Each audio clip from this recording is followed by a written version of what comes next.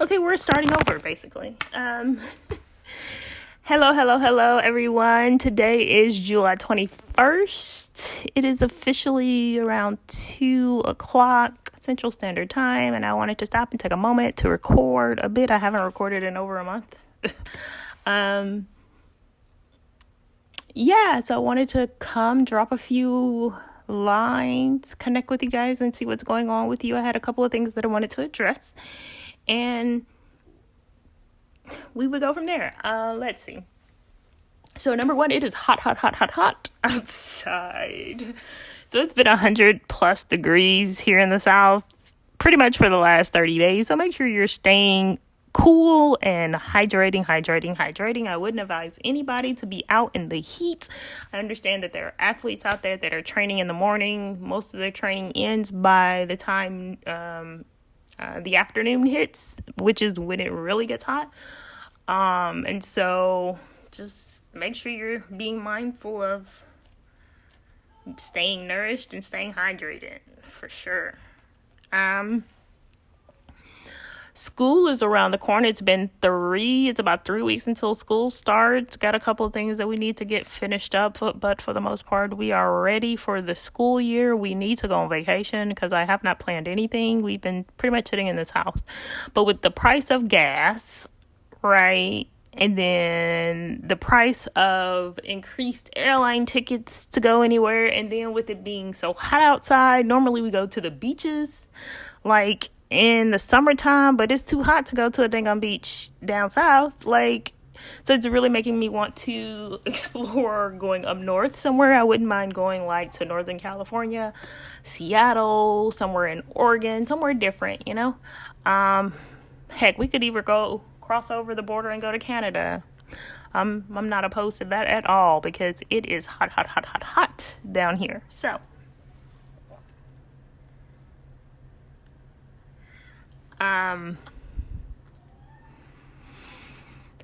So first things first, let's talk about the markets. Just to give you a little bit of background, tea in regards to where I be and what I do.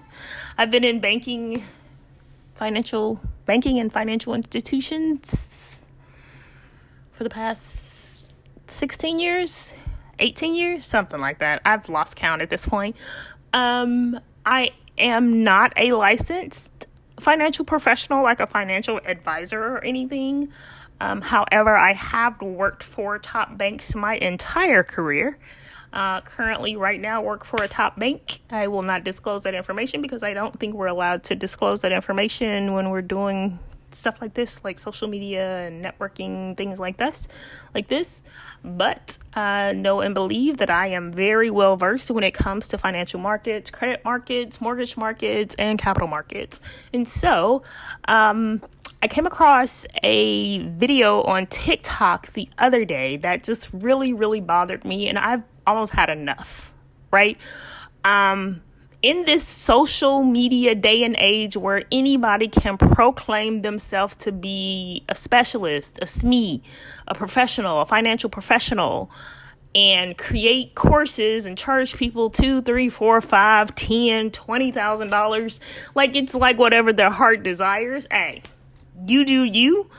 But I feel like there should be some level of accountability in regards to the FTC allowing people just to come out and say they're specialists in areas and they're not, right? I've seen a couple of examples where basically people are turning into millionaires, and that's the beauty of living in a free capitalistic society. I get that part. I'm not hating on that part. My issue with it is that they had a little success with it, and they thought because they had a little success with it, now there's this new thing called the creator economy, this digital economy that you can create a product, and you can go do that and create a product and teach people how to do what it is that they did. And 9 times out of 10, the people that you're buying courses from, unless they're showing you receipts, meaning for me, unless you're showing me trades where you have both gained and lost, because reality is when you're trading investments in this market, I don't care who you are, and you can have been a trader for the last 50 years. It doesn't matter. The reality is at some point you're taking a loss in this market. Hey, I'll give you a prime example. Right now, I am down 10K on an account.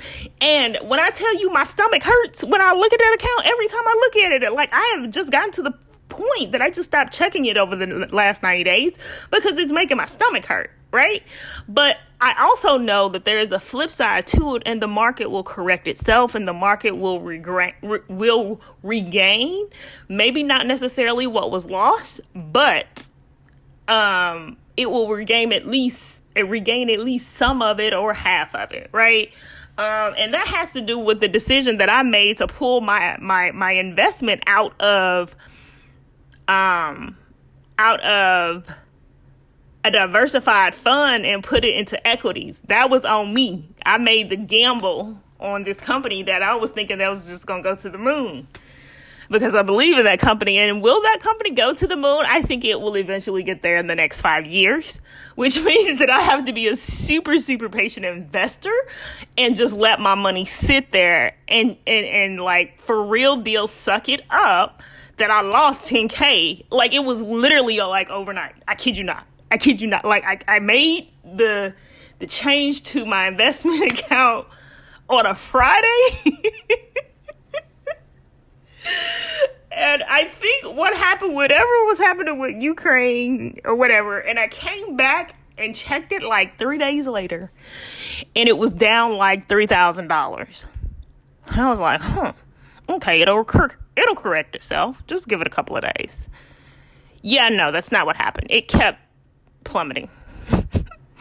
And thank God I only pulled out like that 10K and put it over into those equities. Jesus Christ. Can you imagine had I done more? Anyway, but my point in saying that is if there is someone in this market that's only showing you the wins that they've made and are not showing you the receipts, whether it be stock market, forex, options trading, commodities trading, anything in regards to any type of investments and financial instruments, if they are only talking about wins, that's a red flag. Because like I said, I don't care how good you are. Like, and I've been trading since 2006. 2006 was the first time I made an investment into, at the time, my company, I had just started working for in banking and my company was going public and our stock was like $25,000. And so like I started investing in our company and then I was like, I really don't know what I'm doing. I should probably learn what I'm putting my money into and how it's going and how it's tied to the market. And so back then I was living in Tennessee, so I would grab the Memphis Business Journal. I would grab the Wall Street Journal. I would grab Memphis Daily News and pull the financial sections and run through to see what the markets were doing, even if I didn't necessarily know what I was looking at. And so I'm just saying it takes a very patient, disciplined person to be an investor in markets, period. And you have to have the ability and the capacity to be able to stomach losses because you're going to lose at some point, one or another. There was this other trade I made, I think I made in the summer of last year, and I put it on Apple, right? Now, Apple is one of my companies. Like, I believe in their products. I use their products. Like, I will ride them until the cows come home. And I did an option trade against my better judgment, listening to some fool. I had joined this group and wanted to be a part of a community because I was a part of the community in this investment class that I had taken at Harvard in the fall of 2020, and it was just a really amazing group. And so I was looking to replace that community because we still had the community, we just weren't as active, because that class was absolutely amazing. The guy actually doesn't even teach it anymore. He's an old school investor, and I learned so much in that 4 months and applied it to my market strategy, and my portfolio went up 30% the next year. Right. And so I keep that strategy and I use that. And that is what I've been using to grow our money, my family's money.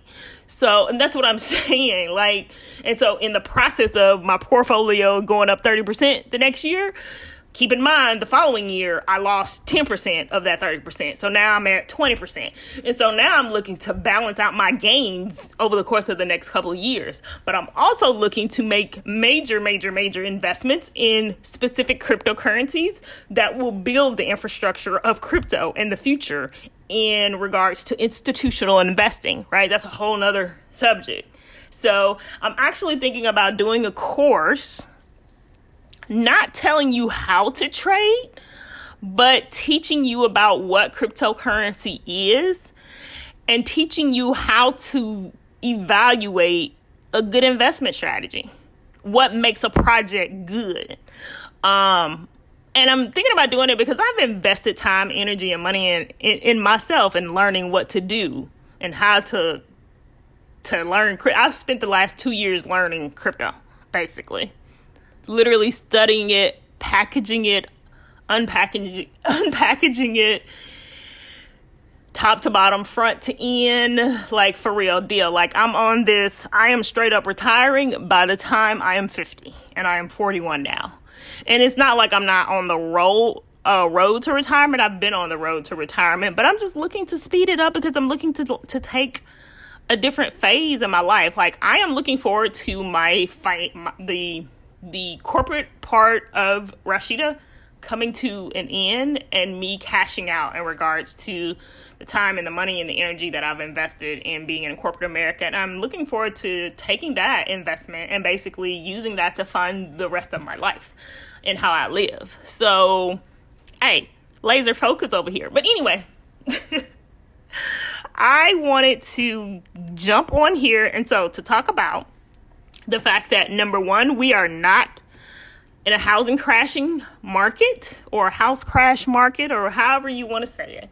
And if I hear one more person say it, I'm going to scream to the top of my lungs. And then there is going to be no more left for me to scream because that's how long I'm going to scream.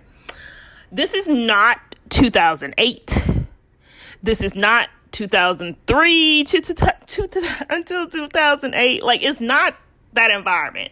So the reason the mortgage crash happened in 2008 was because multiple lenders, and I'm talking about all the top ones too, the multiple ones went under, right? Remember Lehman Brothers, remember Bear Stearns, remember Washington Mutual, Bank of America bought them up, Wachovia, Wells Fargo bought them up, and had they not been bought up, they would have gone under, okay? Okay, so I just want to be clear about that. And the reason, it's basically they were giving loans to anybody. All you had to do in 2006 and 2007 was to go into a branch and say you made $1 million. Put that on the application. You didn't have to provide any documentation showing that you made $1 million. They would take that information, use it as stated, call into the loan officer at the financial institution that owns, that funds the loan, submit your information and approve the loan. Now you can go buy you $1 million house, and now you got somebody who makes $20,000 a year sitting up in $1 million house. Do you see what I'm saying? And so do that a couple of thousands, hundreds, millions of times. And that is where you see the bottom of the global financial economy basically falling out. That is where you see the government having to come in and save, because what happened was the old boys club network, the BBB, what do they call them? Billionaire Boys Club, the BBC club, basically effed up. And they effed up to the point that they thought that they would never get caught. They effed up to the point that they thought it would never, the ceiling would never drop in, in that particular scenario, the sky absolutely was falling and the ceiling did come crashing down, okay? And it messed up everything. But at the same time, so that's where you get all these foreclosures coming in. It wasn't just that people were losing their jobs during this time and space. It was that people were living in homes that they literally could not afford. Right? I'm going to use Barack Obama's example. $40,000 Joe the plumber who went and bought a $700,000 house, right? And now that $700,000 housing note, now Joe the plumber is using all his income to basically pay the mortgage, right? And then it gets to a point, Joe the plumber is selling himself a dream. He's selling himself that American dream. Well, I've saved up money for this. I can afford this for this, and I'll just make more money. And then what happens is Joe the plumber starts running out of his savings. Joe the plumber ain't got no 401k. And now Joe the plumber is making payments that are less than the required amount. And next thing you know, Joe the plumber is 30, 60, 90, 120 days past due. And now Joe the plumber is 6 months behind on his mortgage. Now you're getting notifications from the sheriff being served that your property is being foreclosed on. Or and in the process of that, the bank was also reaching out to you, asking you for payment and also offering you an option, a workout option, which were moratoriums and modifications. Right? But in order for Joe the plumber to be able to afford the modification, Joe the plumber had to have some type of income that would show that he could afford the $600,000 or $700,000 house that he bought. And so now, even if interest rates were, I think in 2006 or 2007, even if interest rates were 6 and 7%, even if you slash Joe the plumber's interest rate down to 2%, 1%, Joe the plumber still can't afford that house. Because now you got a house that's what? Basically, if you got a $600,000 house, say your mortgage is pretty much $5,000, right? Yeah, your mortgage is pretty much $5,000 a month. Well, Joe the plumber only makes, what did I say earlier? How much did I say Joe the plumber made earlier? I think I said $40,000. So Joe the plumber only makes $40,000 a year, which means that Joe the plumber makes $3,000 a month. And that's gross. That ain't even before after taxes is coming out, right? So Joe the plumber is making half the income. His mortgage is $5,000 a month. So Joe the plumber is not paying shit because you know what? Joe the plumber still gotta live. We still need food. We need lights. We need water. My baby need clothes to go to school. My kids need supplies for school. The car need gas. The car need maintenance. And so now you have a scenario where Joe the plumber is behind on his bills. And even if he has a workout option that will give him an affordable way. And so say I saw deals, mortgage deals where we restructured them and say somebody had a $5,000 mortgage and it brought it down to like $2,500 or $2,000.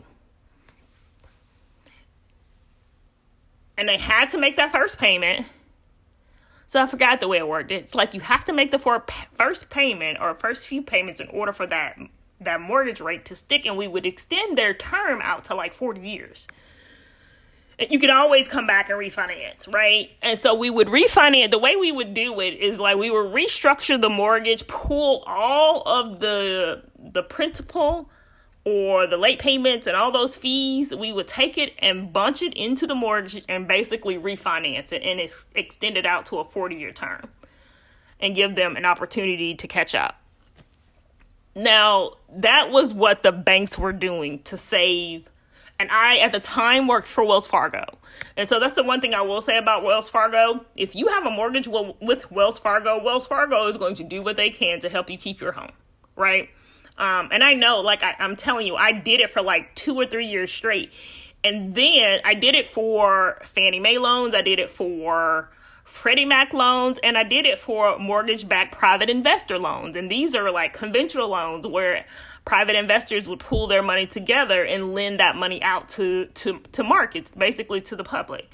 And so I did that for 2 years, and then I became a trainer in a sense, and then I became almost a SME specialist.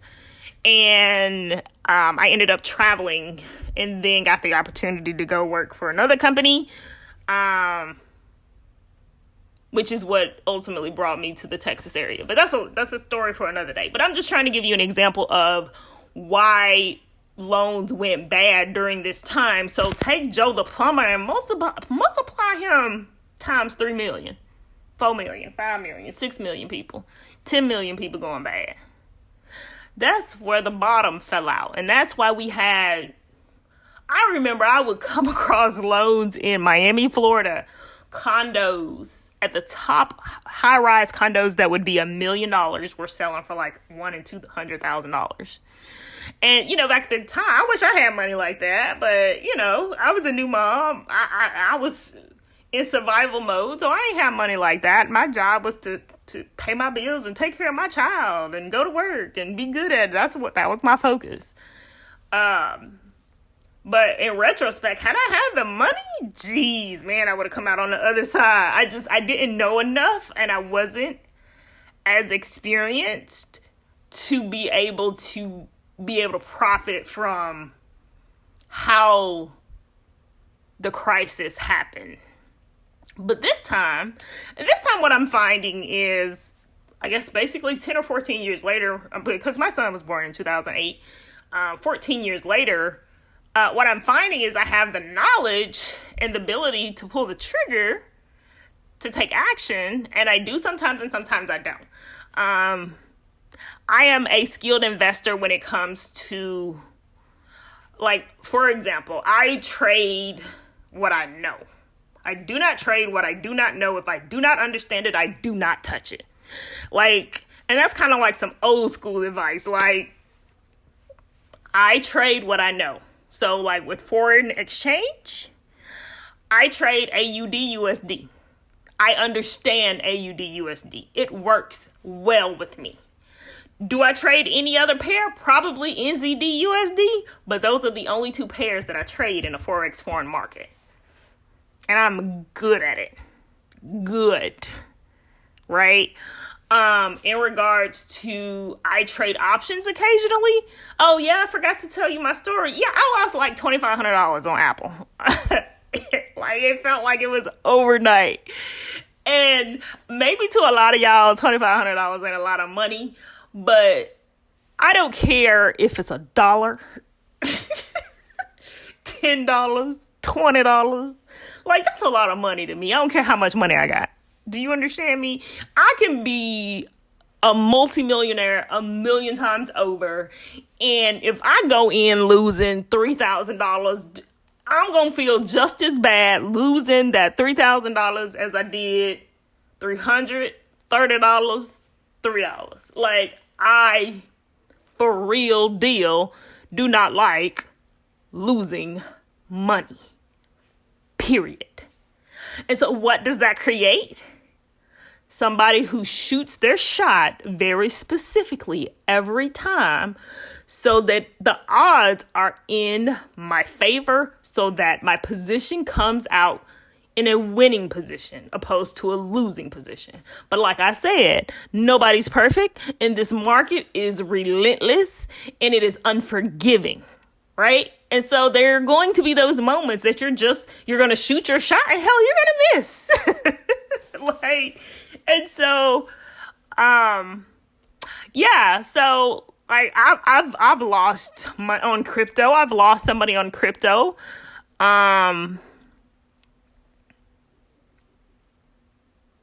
got scammed one time with the crypto thing, like trying to pay somebody for a product.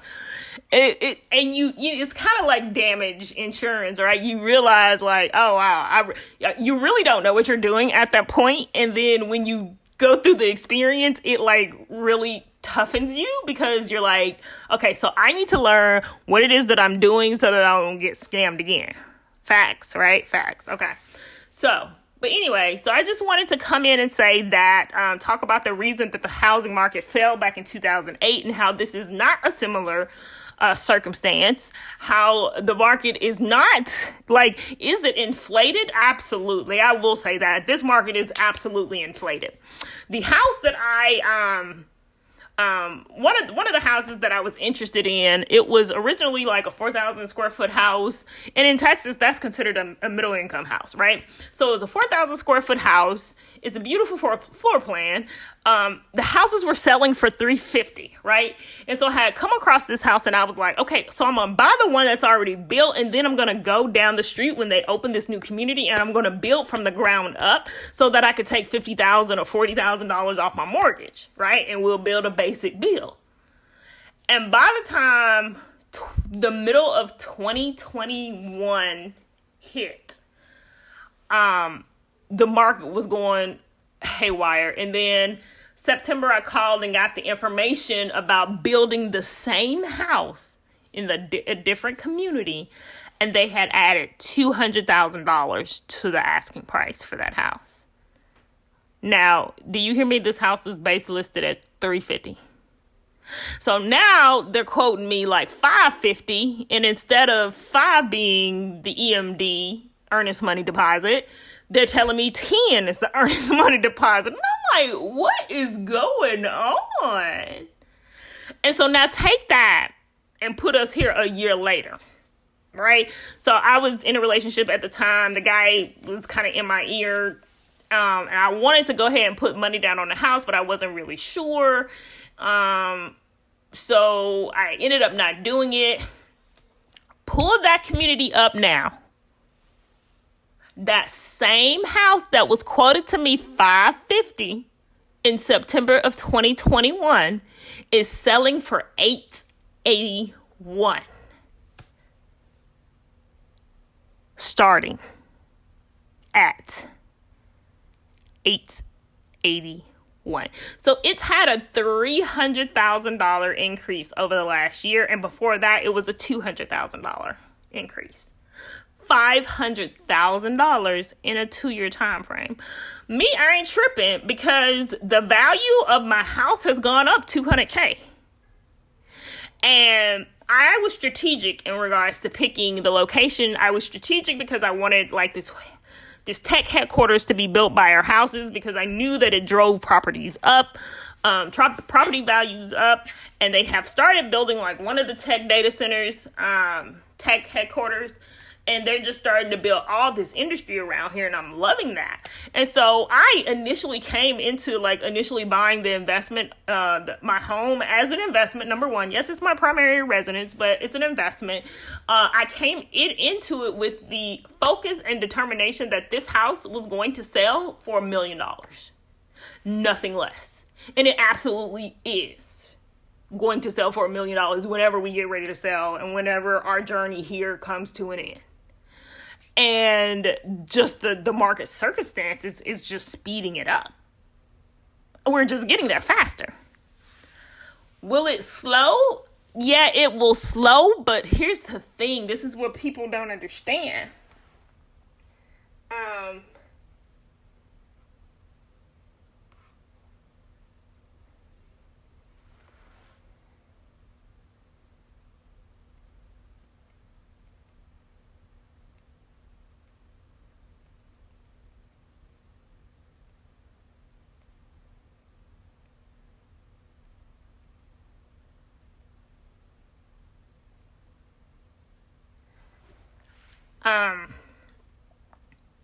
We're going to pause.